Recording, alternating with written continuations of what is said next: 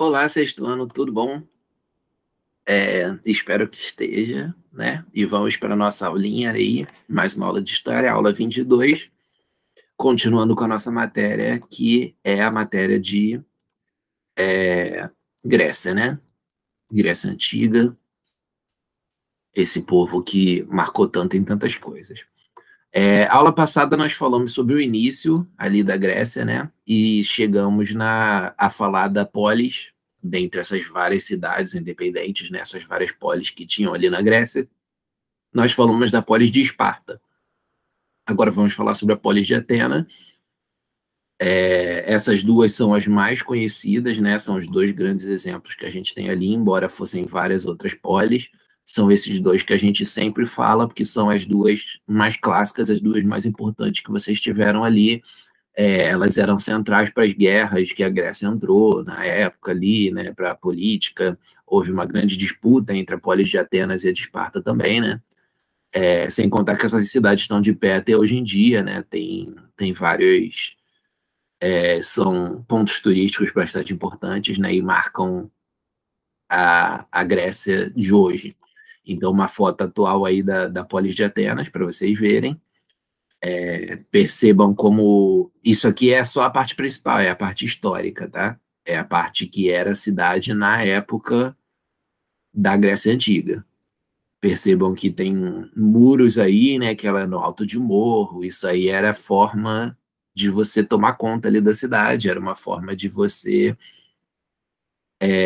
tornar ela mais defensável, né, contra inimigos. Tinha uma importância militar, estratégica de você colocar ela no alto de um monte assim. Mas como a gente pode ver aqui pela beiradinha da imagem ou pelo fundo ali da imagem, ela já é bem maior do que isso hoje em dia, né? Porque as cidades de hoje em dia são bem maiores. Então você tem ali uma diferença, né, da cidade de hoje para a cidade antiga, porém esse centro histórico aqui ele é muito valorizado ainda e ele recebe muitos turistas para você conhecer. Essa cidade ela é conhecida principalmente por ter desenvolvido a ideia de democracia. A democracia deles era extremamente diferente da de hoje em dia, né? Eles votavam diretamente as coisas em vez de votar em candidatos políticos que vão resolver as coisas depois disso. E também a democracia deles se estendia a uma parcela menor da população do que a nossa.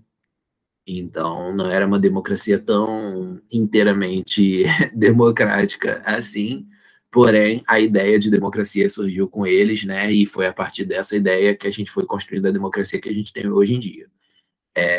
E mesmo eles tiveram que construir a democracia deles. A Polis de Atena, ela já não nasceu, ela não nasceu já tendo essa democracia como seu sistema de governo. Antes disso, você tinha uma forma de oligarquia, que a gente já viu na última aula, né? Que oligarquia significava governo de poucos, só os ricos mandarem na cidade, e aos poucos o resto da população foi pressionando para que você tivesse ali essa democracia sendo construída. Então, vamos ver um pouquinho sobre toda essa construção disso.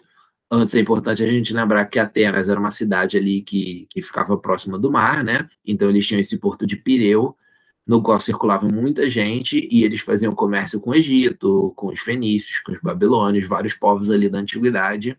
Não é à toa que eles foram se tornando uma polis tão importante. Eles foram lucrando e crescendo, né, com esse comércio todo aí que eles foram fazendo. Mas quando começou, eles se o comércio ainda não era tão importante e eles eram centrados na produção agrícola para subsistência ali, né, para se alimentarem. E os grandes proprietários rurais, que eram esses chamados eupátridas, eles se consideravam os mais bambambam, porque eles tinham mais terras e eles conseguiam produzir mais comida. Os outros caras nem sempre tinham dinheiro e recursos para se alimentar, então dependiam um pouco desses eupátridas, ficavam endividados com eles, né?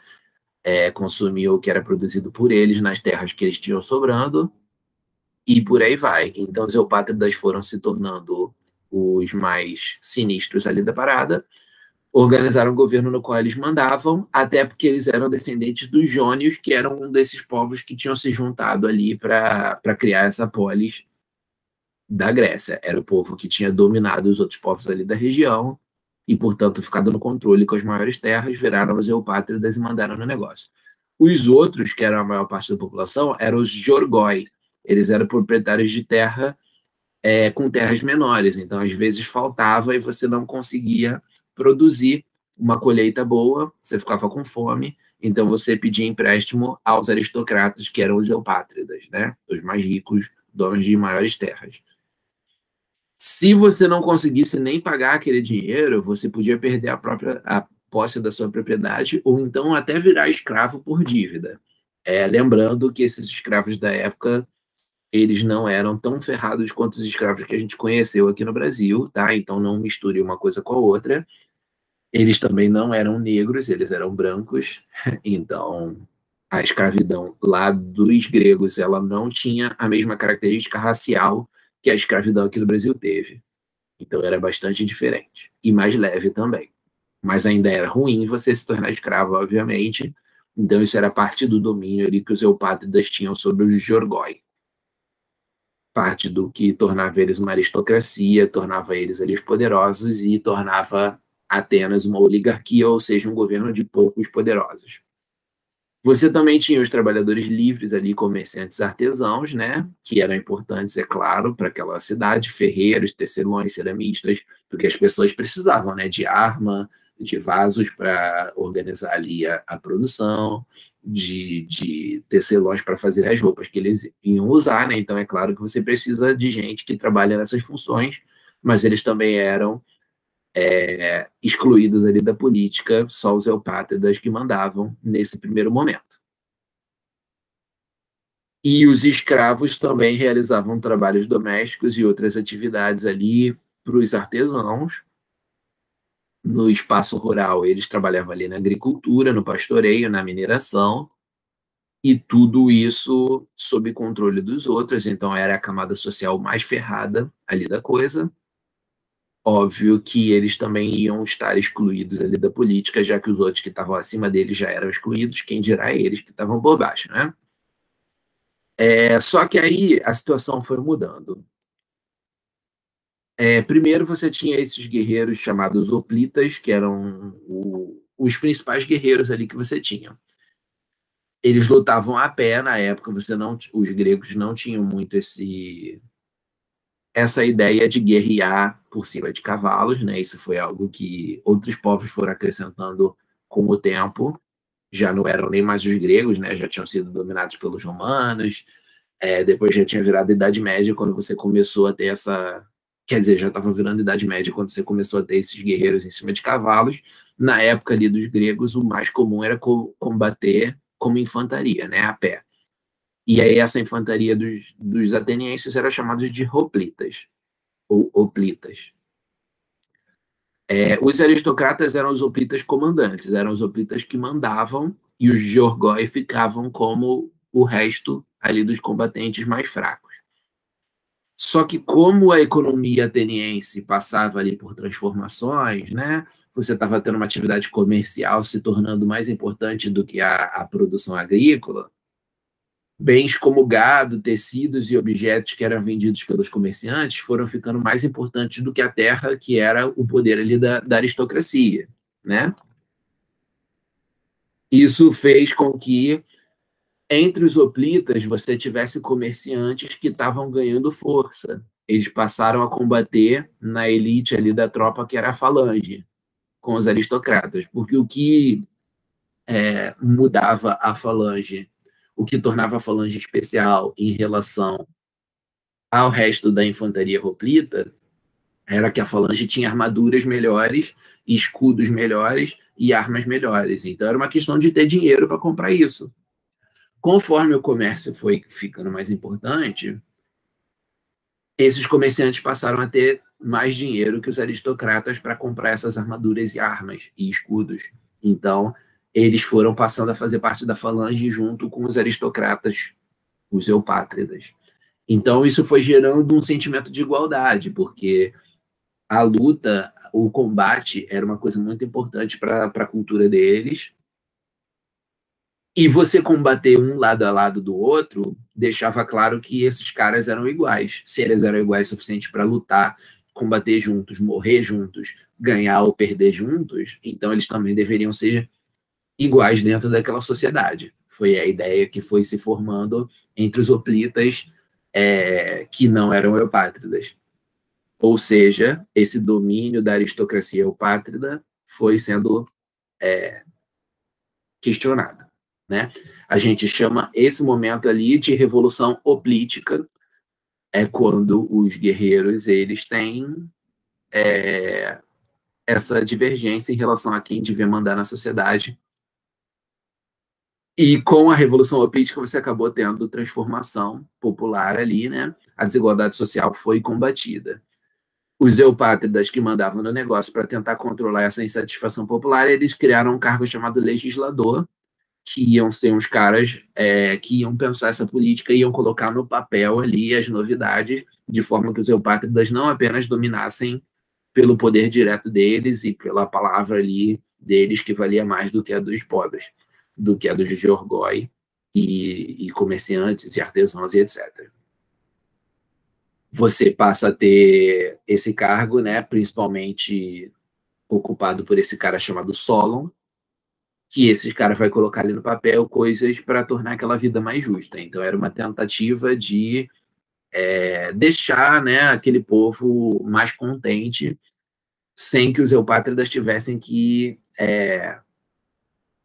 literalmente perder seu poder. Não foi suficiente, né? Então aquelas leis foram cada vez se tornando maiores no sentido de tentar agradar aquela população. Eles foram ganhando mais direitos políticos, outras instituições ali foram criadas, né, para que a população tivesse alguma forma de mandar um pouco ali, mesmo que estivessem abaixo dos eupátridas ainda, né? Então você tem o Buleuterion, chamado Conselho dos 400, né? A Assembleia Popular, chamada Eclésia, e o Tribunal Popular de Justiça, chamado Elieia. Contudo, não foi suficiente, né? Você continuava tendo os cargos públicos ocupados só pelos eupátridas, e o critério de renda fez com que você ainda tivesse podendo ter ali os mais ricos nos cargos importantes. Então, não foi suficiente para aplacar aquela população, né? Surgiram os tiranos, que eram líderes populares, né? Que chegaram ao governo de Atenas por meio da força. Esses aqui eram os caras, não precisa decorar esses nomes, né? Pisista, Tuipias e Parco foram os principais tiranos. Eles governavam pela força, então todas aquelas regras dos legisladores foram caindo por conta ali do poder desses caras apoiados pelo povo. Eles tiveram várias medidas ali, como empréstimo aos agricultores mais pobres, construção de fontes públicas de água, canais, portos, navios, dinamizou assim o comércio de Atenas, né? Também incentivou a produção cultural, apoiando artistas, intelectuais, filósofos. Lembra que filosofia era uma coisa super importante ali dos gregos, né? Compilando obras escritas ali da Ilíada, da Odisseia, esses textos que eram falados muito oralmente, mas que depois foram colocados no papel. Então, várias mudanças positivas, por mais que fosse um governo que estava ali na base da força. Mas, como era na base da força, uma hora ele acabou caindo, os aristocratas assumiram de novo o poder, só que dessa vez eles fizeram reformas que possibilitaram uma estabilidade maior. Foi ali que eles criaram a democracia. Esse aristocrata chamado Clístenes, principalmente, né, foi responsável ali por implantar a democracia, que era uma forma de todos os cidadãos debaterem e decidirem os assuntos. Eles faziam isso normalmente por meio de pedrinhas, né, não são essas aqui da imagem, não. Eles usavam pedrinhas que fossem ou escuras ou claras, né, e aí elas significavam votações de sim ou de não. As pessoas iam colocando essas pedrinhas dentro de urnas, né, para contagem de votos, sem que o voto tivesse necessariamente o, o nome de cada um. Então, antes tinha uma discussão, né, os dois lados da questão eram sempre questionados e tal, e aí você tem essa experiência da democracia direta. Ele criou esse sistema, e também junto tinha a lei do ostracismo, que significava que alguma pessoa que criasse fizesse algum crime ali mais grave, né, fosse excluída dessa capacidade de se envolver na política, né? Então o nome dela era colocado nessas outras pedrinhas aqui chamadas de óstraco, pedacinhos de cerâmica, né? E então por 10 anos a pessoa ficava excluída ali das votações e da vida política da cidade. Mesmo assim, você ainda tinha, com a democracia, alguma desigualdade ali, porque você tinha que ter votações frequentemente, né? E os cidadãos mais pobres, eles não tinham condição de largar sua vida de trabalho para poder participar das votações ali sempre. Então, os ricos acabavam dominando, né? Para tentar acabar com isso, surgiu uma coisa ali chamada mistoforia, que era um salário pago para as pessoas que se dedicassem diretamente aos assuntos políticos. Então, alguns dos pobres conseguiram, por meio desse dinheiro aí da mistoforia, largar as suas outras formas de trabalho ali diário, né, de plantar, colher, fazer artesanato, ser ferreiro, ser comerciante, esse tipo de atividades econômicas que os mais pobres faziam, né, para poder se dedicar às políticas. Então, você teve um pouquinho mais de igualdade com base nisso. Contudo, essa democracia ateniense nunca chegou a ser totalmente ampla e totalmente includente, porque você ainda tinha os escravos, você ainda tinha os estrangeiros, que eram as pessoas que moravam ali, porém suas famílias tinham chegado há menos tempo, né? Eles não faziam parte do povo ali da cidade há muito tempo, então essas pessoas estrangeiras também eram excluídas, e até as mulheres, todas as mulheres ali, elas eram excluídas. Na época, você tinha uma exclusão muito grande das mulheres, elas eram consideradas ali praticamente umas crianças ou umas posses ali dos seus pais e dos seus maridos. A gente olha para isso hoje em dia, a gente acha bem absurdo, porque a gente já teve várias mudanças sociais aí trazidas, né, pelo feminismo, porém a gente já tem, sei lá, a gente tem no máximo uns 100 anos aí de que as mulheres estão começando a ganhar esse espaço no mundo. Você não tem tanto tempo assim, e aqui no Brasil menos tempo ainda, com essa presença das mulheres dentro da política. Essa ideia de que a mulher é posse do pai para depois virar posse do marido, isso é muito antigo, isso durou muito, muito tempo e está sendo questionado recentemente, graças a Deus que está sendo, né? Questionado, tem que ser mais questionado ainda, porque ainda existe machismo. Porém, você tem um bocado aí de mudança ainda que a gente pode dizer que aconteceu. Na época, né? As mulheres, na época da Grécia, as mulheres passavam o tempo quase todo dela realizando as tarefas domésticas. Elas não podiam sair de casa se não tivessem acompanhadas de um homem da família delas, né? Elas não mandavam em nada da sua vida até se casarem, porque o pai mandava. E aí, quando elas se casavam, que elas nem escolhiam com quem que elas casavam, o pai que escolhia, elas passavam a ser mandadas pelo marido e continuavam sem escolher nada na vida delas, os maridos que mandavam. Era sempre esperado que elas tivessem muitos filhos e filhos muito saudáveis e, de preferência, filhos homens. Se não acontecesse dessa forma, né, se os filhos não fossem saudáveis ou elas não conseguissem engravidar, ou os filhos que nascessem fossem mulheres, o que geneticamente depende mais do homem, mais do marido, do que da mulher, ainda assim a culpa era colocada em cima delas e elas eram excluídas disso, né? Então era uma vida bem desagradável para essas mulheres. Com certeza não dá para a gente dizer que a democracia ela era totalmente justa, porque se você tinha as mulheres sendo tratadas desse jeito, mais os escravos, mais os estrangeiros, claro que essa democracia deles era um bocado falha, ok? Então vamos aí para o exercício da próxima página. Pausem, façam e a gente já volta. 3, 2, 1, pausou. Correção. 1. Complete as lacunas com as palavras abaixo. Em Atenas, os comerciantes, artesãos e pequenas propriedades de terra chamados de orgói não podiam participar da política. No porto de Pireu, os atenienses estabeleciam contatos com outros povos, entre eles fenícios, egípcios e babilônios. Também denominados aristocratas, os eupátridas eram inicialmente o único grupo que podia exercer participação política em Atenas. A polis de Atenas foi fundada pelos Jônios por volta do século X a.C. Uma das reformas políticas realizadas por Solon foi o fim da escravidão por dívida. 2. Marque um X na alternativa que completa corretamente a frase abaixo. A Revolução Hoplítica foi uma revolta dos guerreiros atenienses contra o domínio político da aristocracia. 3. Explique as mudanças promovidas pelas reformas de Péricles na cidade de Atenas. As reformas de Péricles promoveram diversas mudanças, entre elas a criação da mistoforia, salário fornecido às pessoas que se dedicavam aos assuntos da polis, que permitiu participação política a todos os cidadãos atenienses. Marque V para verdadeira, V para falsa, depois corrige as falsas. A A é verdadeira, a B é falsa, a C é verdadeira e a D é falsa. Por que a B é falsa? Porque o governo de Pisístrato recebeu apoio popular, pois ele atendia diversas necessidades da população. E a D é falsa porque a lei do ostracismo foi criada por Clístenes, não Péricles. E por meio de votação, os que representassem ameaça à democracia deviam ser expulsos da cidade e cumprir 10 anos de exílio, excluídos ali da política.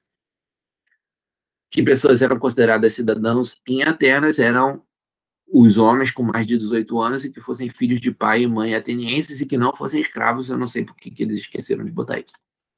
6. Escreva um texto sobre as mulheres de Atenas da antiguidade, né? Então, um texto vai ser uma coisa grande, mas eu espero que vocês digam aí um bocado de coisa sobre como as mulheres, elas eram tratadas como inferiores, tratadas como posse de seus pais ou de seus maridos, praticamente vendidas quando você tinha o casamento ali, enfim. Acaba aí o nosso exercício do livro e vamos para o exercício da folhinha. Se vocês não fizeram, pausem de novo e façam. E vamos lá. O que foi a Revolução Hoplítica? Foi uma revolta protagonizada pelos comerciantes hoplitas que mudou pelos hoplitas que eram comerciantes, tá? Hoplita não era o nome dos comerciantes, hoplitas eram todos os guerreiros e dentro desses você tinha os comerciantes que estavam crescendo ali. Mudou a formação política de Atenas e trouxe mais igualdade para aqueles que não eram aristocratas. Como era a organização social de Atenas antes dela, né, somente os grandes proprietários rurais, chamavam de eupátridas e se consideravam melhores por serem descendentes dos jônios, poderiam participar da política. 2. A democracia ateniense trazia de fato o direito de participação política para todos? Não. Justifique sua resposta. Todos os cidadãos tinham direito à participação política, porém nem todos os habitantes da cidade eram considerados cidadãos. Escravos, estrangeiros, mulheres e crianças estavam excluídos desse direito. 3. Como era a vida das mulheres de Atenas, né? A mesma coisa ali do outro exercício. Elas nunca eram realmente livres, não podiam sair de casa acompanhadas de um homem e deveriam sempre realizar tarefas domésticas e gerar filhos saudáveis, mesmo que contra sua vontade. Eram dominadas por seus pais até que fossem casadas por eles e então passassem ao domínio do marido. Esse casamento era praticamente como um comércio humano, já que elas não podiam escolher com quem casariam e um dote de bens materiais acompanhava o processo para compensar o prejuízo que elas davam, né? Então, o pai, né, que vem desse praticamente, né, que desse a sua filha em casamento, ele tinha que pagar para o novo marido ali, porque o marido ia ter que sustentar ela a partir dali, embora a gente sabe que não é sustentar de fato, já que ela também ia sustentar o marido com as tarefas domésticas todas, né? Então, na verdade, era uma troca. Essa noção de que o marido sustenta a mulher está errada. Com isso, a gente termina aqui o nosso exercício todos, né? E toda a nossa aula. Posso parar de apresentar. Espero que tenha sido legal, espero que tenha dado para aprender. Desculpa se minha voz está meio estranha, que eu estou com o nariz entupido e alergia, né? Porém, acho que foi legal e obrigado a vocês, né, pela atenção até agora. A gente se vê semana que vem. E é isso, continuem estudando bastante, continuem bastante compenetrados aí na matéria e não fiquem só com a aula, pesquisem sempre, né, coisas a mais, leiam e assistam vídeos sobre os nossos assuntos, assistam filmes, assistam desenhos aí sobre a Grécia, sobre Roma, sobre todos esses povos que a gente está vendo. E é isso. Um abraço, até semana que vem.